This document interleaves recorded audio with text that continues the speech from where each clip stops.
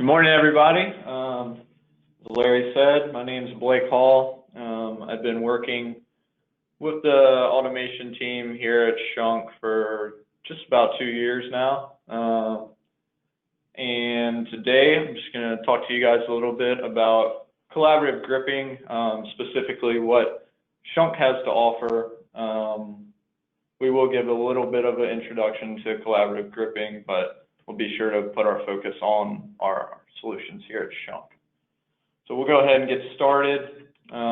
As we mentioned, if there's any questions at all, just feel free to toss those in the chat. If it's something that is going to be covered at some point in the presentation, I'll let you know, and if not, we'll do our best to answer those questions either here, or if it's something that we may need to get back to you on, we'll let you know there as well. But definitely any questions are welcome. So let's get started here. So brief introduction to collaborative gripping. So what we're doing here is we're taking robot automation out of a cage into an environment where it can be used with a human in contact with the part as well.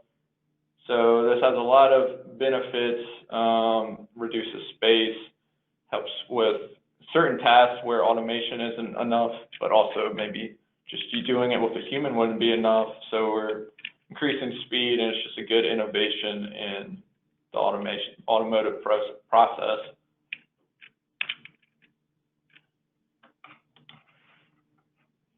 So with collaborative gripping, and this might be a good talking point at some point to see what you guys are doing in your applications, but there's kind of a few different methods that we'll see in collaborative environments.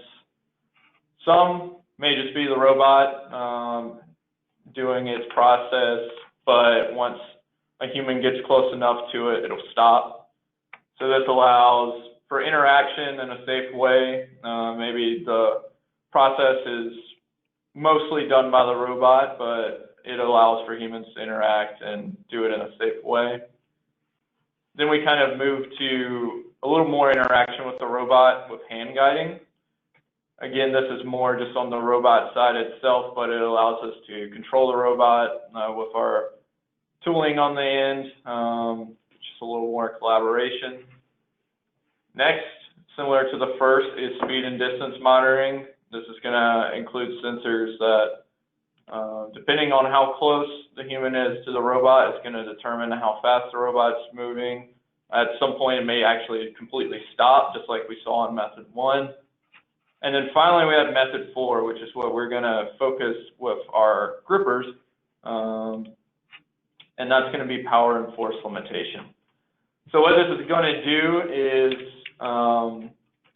there's standards in place for what we can do with the robot and the gripper, and we're going to make sure that our product stays in that range so that therefore it is a safe interaction.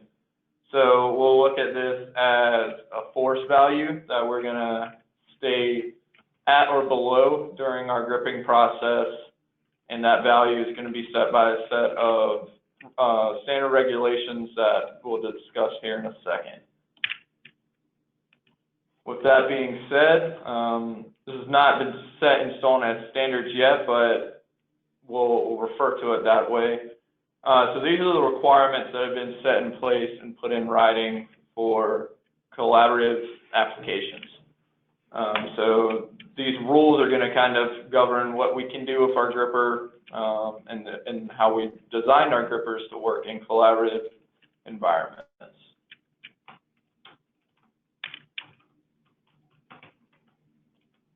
So this is a breakdown of those that ISO documentation.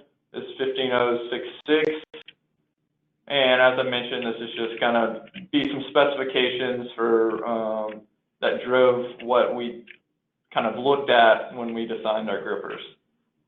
Specifically is going to be these biomechanical limits. So the human body has certain limits that it can take before serious damage or pain is experienced. And so what we've done is we've looked at these values and we've found kind of the threshold point. In this case, we're going to be looking at our hands and fingers are kind of going to be the driving force in our body that kind of set that threshold limit at this 140 Newton value that you see here. So if somebody gets their finger, sticks their finger where the gripper is about to grip, the gripper grips their finger, this limit, I mean, you're going to feel it, but it's definitely not that threshold value to where it's going to cause any harm. So that's what we're going to be looking at. If you're ever looking at this documentation, you'll notice that, see, for example, your face here, this is less than 140 newtons. So you might think, hey, you need your gripper to be below the 65 Newton value.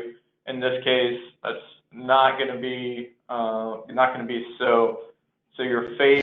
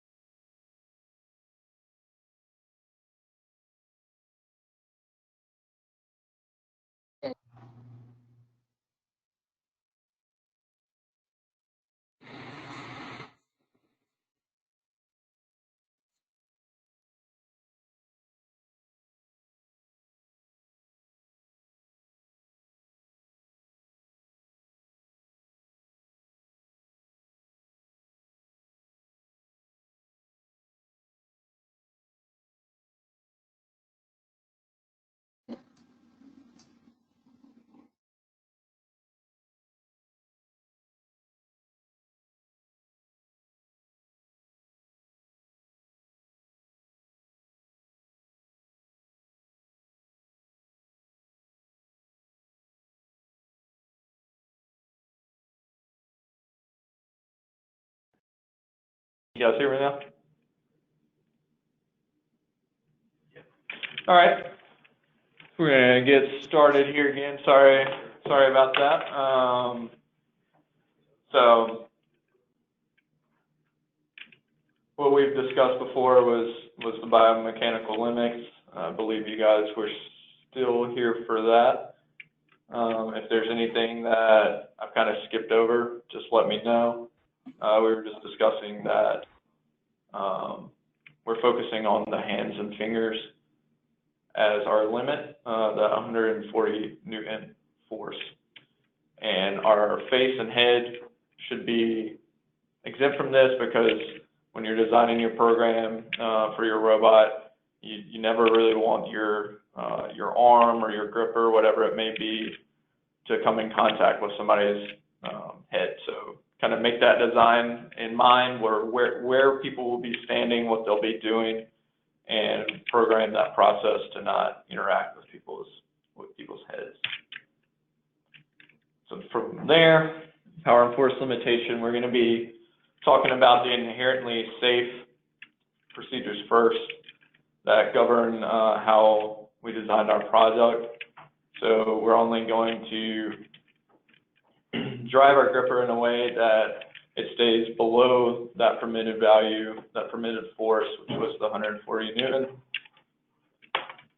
So that brings us to our Coax EGPC gripper. A lot of you may be familiar with this. It's kind of, with our dive into the collaborative gripping, it is our EGP electric digital IO gripper underneath this housing. So kind of small component gripping is going to be what we're looking at here. We have, as we'll see soon, lots of different solutions for different robots, different sizes. Some of them will have a certification, and that's when you'll see the EGPC. So that's the DGUV certification that's done for collaborative gripping. Some of them have gone through that process, others have not. They're all designed the same way, so they're all designed to be used in collaborative environments. It's just a matter of some grippers haven't gone through that process. So we'll talk about some of our accessories as well. As you can see, there's some attachment fingers in this image. We'll discuss our different options there. These are accessories that can be purchased as well that directly mount to these EGP grippers. that, we'll look at a cutaway. This kind of shows you what's going on with this gripper within the housing. First, to start off, there's a protective covering that's around our EGP gripper. This is there to prevent from any sharp edges, pinch points, to kind of meet the standards of collaborative gripping. Next, you'll see that it is digital I/O, so 24-volt signals is what's going to drive the open and close. There's no control, no pre-positioning.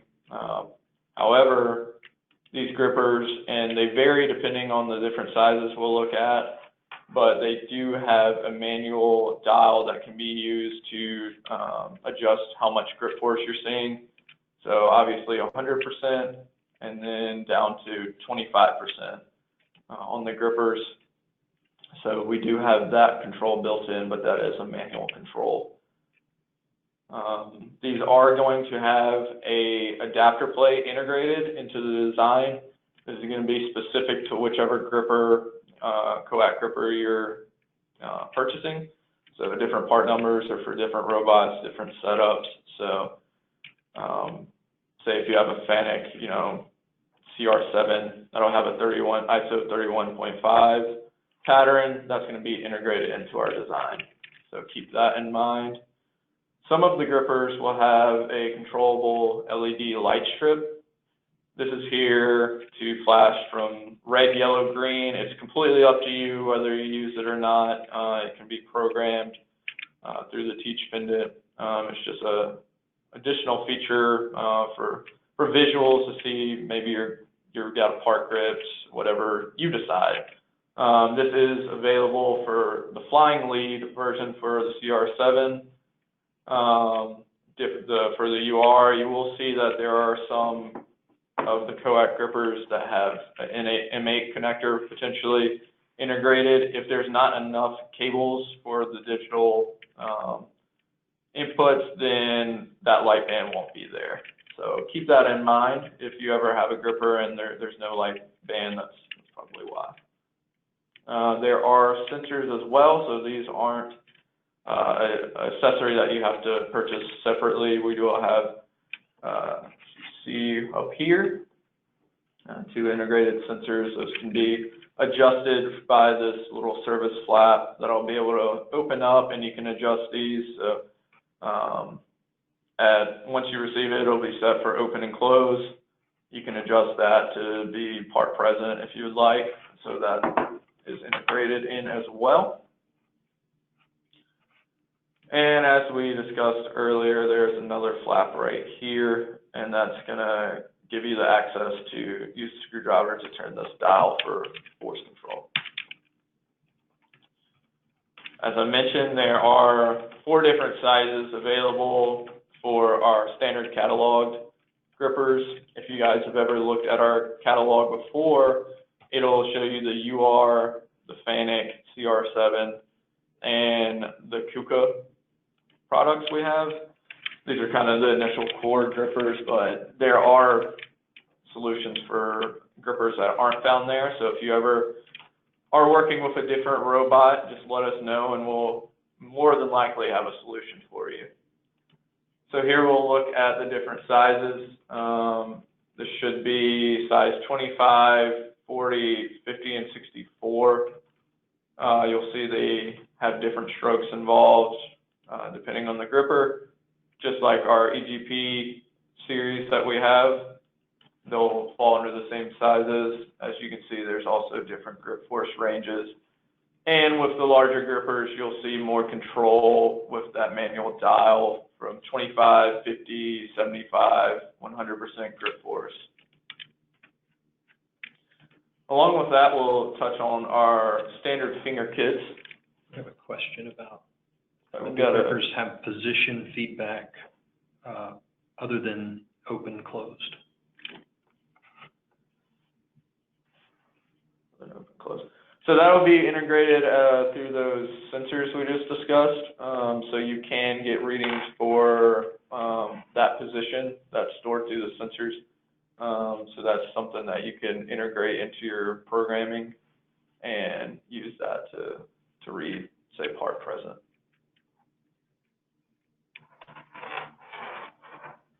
from there. And if I need to, you know, discuss any more, if there's still questions about anything I answer, just let us know. We can definitely dive into that deeper. So next we're talking about the finger kits here. Just like any SCHUNK gripper, there's obviously a lot that you can do on your own to fit your application. That's always how you optimize a gripper, is to design fingers specific to your application, specific to a part, what you're trying to get out of your application. But we do offer standard catalog fingers as well for the coax series. So we're going to look at that here. Do note that these images are specific to the size 40. So there's going to be different part numbers for, say, the size 64 to fit the jaws. So in this case, this is the 40. We'll look at that for a visual. First, you'll see there's two different stroke options. So on the left, we'll see that once these grippers are attached, this gripper has a total stroke of 12 millimeters. So we're going to see these gripper fingers touching, so 0 millimeters apart when they're closed, and then at fully open, they'll be 12 millimeters apart. On the right, we'll see a different option, still the same 12 millimeter stroke, but once this is fully closed, these fingertips will be 12 millimeters apart, and fully open, they'll be 24 millimeters apart. So these are just different options you can look at. They'll have different part numbers. Also to note, the mounting material is included in the scope of delivery. This is a set that it's sold as, so one set per gripper. We also have different fingertip inserts, as you can see here, designed different ways for your application, whichever you think may be best for you. Those are all included and can be attached however you would like. So Blake, what if those fingers don't meet the application demands? They're able to design their own figures for those grippers as well, right? Yeah, that's definitely true. Keep in mind, in a collaborative environment, you do want to kind of use a material that is going to, you know, be softer, better for human interaction. You don't want any sharp edges for, even though that force isn't, you know, high enough to say break a finger or anything like that. You know, sharp edges are still sharp edges. So you definitely don't want anything sharp that's going to close on somebody's finger and cause any cuts, anything like that. But definitely, just, you're more than welcome to design your own fingers. We'll have the specs for how long your fingers can be, just like any other gripper. There is going to be some limitations on length, mass, but definitely it's recommended to design your own fingers to optimize your application. Okay, thanks. No problem. So as I mentioned, those are kind of like our catalog grippers, but we do have existing solutions for, as you can see, to 30 different cobots. So that's different brands, different sizes for different brands. There's lots and lots and lots of part numbers out there that are specific to specific cobots. So just because you don't see something in the catalog doesn't mean that it doesn't exist. May not even mean that it's not a certified gripper. You will see that since there is such a large amount of grippers, some of them will just be a coax EGP, as I discussed earlier. That -C is not involved just because it hasn't gone through the certification process. But all of these are designed the same way. They're all designed with the same safety measures integrated to work for a collaborative environment. I've included a note down here that one gripper that is definitely about to be released is for the FANUC CRX. I understand that ACETA does a lot of work with FANUC robots, so this, you know, may concern you guys. So I wanted to go ahead and put this note here that this is set to release in July. There's another question about, do we offer a collaborative 3-jaw version? We do not. This is something that I've contacted our collaborative team over in Germany at the headquarters. At the moment, there are no plans for a 3-jaw collaborative gripper. As always, though, if that's something that, you know, if there's a need out there, always let us know. And, you know, R&D is always working to come up with new solutions. So any feedback is always welcome.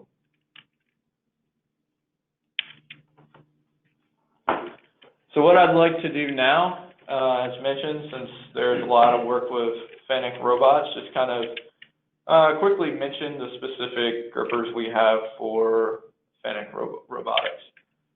First, these are involved in our catalog that you'll find on our website. This is for the CR7, so I've listed out some part numbers here. So this is going to give you the part number for the size 25, 40, 50, and 64. These all direct mount to the CR7, also the CR4.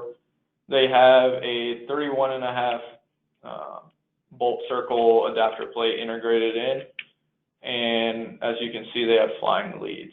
So I've attached kind of the breakdown for those flying leads here, which each of those represent. This will give you the ability to use light band. You see your sensor options here. Open and close the gripper, ground, 24 volt. So this is all going to be integrated. You can tie that directly into your Fennec controller.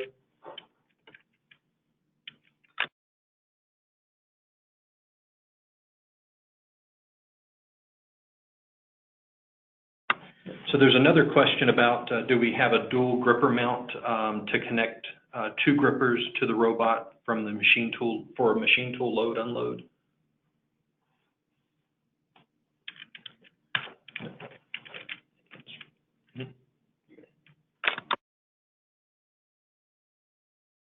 Oh, yes, sorry, guys. So yeah, we do have a product series. We do allow for the dual mount of the gripper on the robots. This is something that we've been working on here recently. We have a CAPS program that's been integrated into our product line. Offers a lot of cool options for our collaborative grippers. So you won't see you'll see more of our standard grippers, say MPG, pneumatic gripping. There's a lot of different options that we have available, and those can be dual mounted for use with the cobot.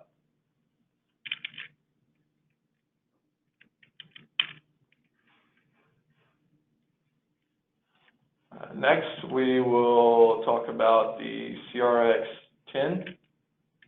These are, as I said, soon to be released in July. We're going to have a few different options here. The first being the size 40, then the size 64. Both of those options will, one, have flying leads, which is kind of what we just discussed with the CR7. And next, there will be an M8 connector. So that'll tie directly into the wrist of the robot. The CRX has an ISO 50 bolt pattern, so a little bit different than what we saw from the CR7. So this ISO 50 adapter plate is integrated and is an option.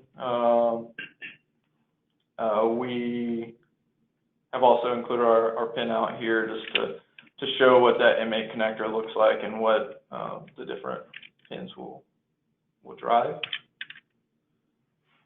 Next, we have a solution existing now for the CR15. So this is going to be the size 64, just to optimize grip force, stroke length for a little bit larger gripper. So we have our ISO pattern included. This is going to be a hollow wrist robot. So all of that is adapted into to the electronics that are integrated, as well as the mounting. So that's another solution that's out there for you. Next is the CR35. Same thing. It's going to be EGPC size 64. It's going to be a direct mount to the CR35. It has the ISO 440 bolt pattern, and this is going to see the same flying lead cable that we saw for our CR7. So option there. So now I'd like to move on from the EGPC series. We're going to talk about our EGH, which is a fairly new gripper that's been released recently. Some of you may be familiar with it, some of you may not. So we'll discuss this gripper. Our advantage here is going to be added control. So this is an IO link gripper. So it could be used, say, for Ethernet IP communication. And this is going to give us pre-positioning feedback for that. We will not have any force control integrated in. It's going to be the 100 Newton grip force. Stroke is going to be another advantage here. So we're seeing 80 millimeters of total stroke now. So longer stroke, added control. It is a rack and pinion servo-driven gripper. An important note here is this is a new product. The original release was for UR robots. So the way that this is sold currently is as a kit. This is going to include the gripper, fingers, fastening materials, tools, a Turk IO Link master, cables. So it's kind of a complete package for plug and play to tie in. Like I said, that was specific to the UR. This isn't a product that's complete. So we do have other solutions coming soon. This is just kind of what it's been released as currently. It is not a DGUV, so that's the certification that we included, the -C on the EGPs. So it is not going through that process. So if anything, it's designed to work in a collaborative environment. That's the point. As you can see, we're still using the protective covering to alleviate any pitch points, anything like that. The grip force is 100 newtons. That's well below what we're looking at for the biomechanical limits. But it hasn't gone through that process. So we just kind of have to say, make sure you analyze the risk when you're putting it into a collaborative application. So here's a cutaway. Kind of discussed some of this already, but first you'll see the protective covering. This does also have a LED light band, just like the EGPC. So that's controlled however you would like. You can do that through your teach pendant. The ISO flange that comes standard is going to be an ISO 50 for the UR. We'll discuss in a minute a solution that we can offer for the FANUC CR7.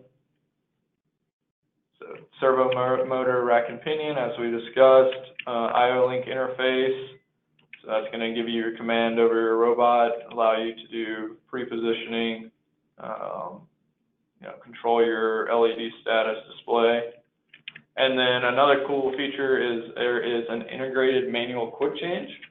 And so in the scope of delivery, we'll actually have Allen wrenches that you can see this number 6 down here. There's a little Allen key in here that can be turned to either tighten or loosen up this little flange, and that's how you will mount this to your robot. So next, as promised, we will talk about how we've adapted this product to work with the CR7. So you see a couple pictures here of that at work. You see we have our flying lead cable. It's going to tie it back down into the controller where it interacts with the IO Link master to communicate with the robot. And this will, so essentially how we would sell this is we will sell you the kit, but we'll also throw in this, this adapter plate that's specific to the ISO 31.5 mounting pattern of the CR7. There is, we'll provide information on this since it's hasn't been released in a catalog manner, but we can provide the API to work with the teach pendant programming. I have noted that We have not done any work with Corel, so right now the R30 IB controller has been what we've used for testing, and it's SCHUNK supported. So if this is a setup you'd like to do, just let us know. We have special documentation to help you. You'll be using Ethernet, IP, communication through remote I/O in this setup, and we'll have more information on that if that is something that you're interested in. So next, we're going to talk about a different type of way we have integrated collaborative gripping. This is a future solution that is using additional safety measures. So whereas our ETPC grippers can only create enough force to stay below the limits we've set in place, in this case, we're putting in measures that allow us to have a grip force over that limit, but still doing it in a safe and collaborative way. And that brings us to our EGLC. So this is a future solution. This is not something that's on the shelf now. It's still in the works, but it is a cool product, something we're really proud of that will be a big change in the collaborative market. As you see, we've kind of discussed some of our collaborative grippers that will directly mount to certain robots, but as I'm sure you know, a lot of those robots can handle a lot more weight than, say, we can do with our gripper. So this will be a really neat option to integrate in, have more grip force. As you can see, we're going up to 450 newtons, and that's the limit of the holding brake. So this is gripped and then held with a brake, and that's our grip force that we're going to see from that brake. And this is controllable, so there is a range of force that we can grip with here. It will be Profinet once it's released, but like a lot of our intelligent grippers, there's other options that are going to be in the works after that. Another long stroke gripper, 85 millimeters total stroke. And the interesting thing here is there are electronics that are integrated into this gripper that are going to be able to sense. They're going to reach a certain point here where, say, a finger can't fit in there anymore, and it's going to sense that it's approaching the workpiece. And once it gets into that range, it can grip with over 140 newtons. As you can see here, up until that point, it's going to only grip with 140 newtons. So if you stick your hand in there, a finger, if anything, if it senses anything that is not the part that it's set to grip, it's going to back off. It's not going to grip with its full potential, and it'll open back up. So this is what we're kind of talking about, where we're adding additional features to make it a collaborative gripper, though the grip force is higher than what we've discussed is the limit of the body and set in our standards to meet. Some other, we do have the LED light strip as well. We're also going to see the same cover, technology that we've looked at with our other grippers to protect from pinch points, and our DC servo motor to drive this gripper. So this is something that is on the horizon. Be excited about it. We are. Just wanted to bring it to your attention. Do have a cool video here as well that just kind of shows this in action. So we'll play that now. You see you have a part. Obviously that would not feel good to stick your finger in and have 450 newtons gripping on it, but it never reaches that 450 newtons. It stays. So as you can see, there's no cuts, no broken bones. It's easily able to move the finger out of there after it backs off. So neat technology on the horizon.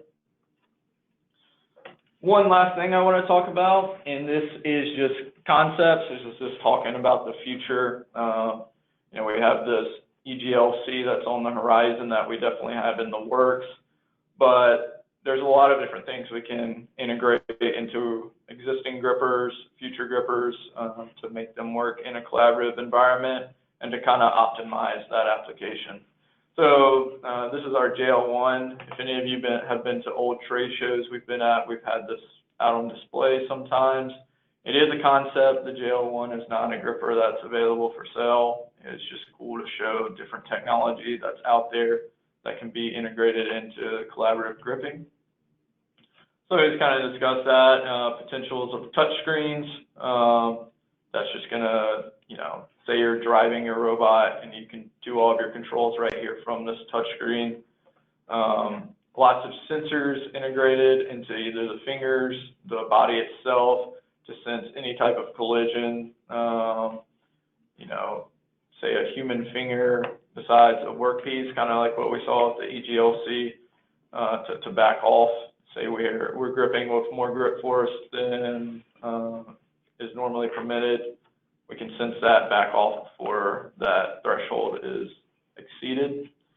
Integrating more LEDs. I know we've seen that in some of our grippers, but it's just a cool visual to integrate in to see, maybe one color for one workpiece, one color for another. It's a good visual. Maybe, I know we've talked before about, adding 3 jaws, also possibility of adding angular gripping. So maybe you can grip parallel and then also grip angular. Just a lot of different options out there that we can potentially look at to the future. And with that, that's the end of the presentation. I hope that has been beneficial. We'll open it up for questions now, though. If there's any questions still out there, happy to answer.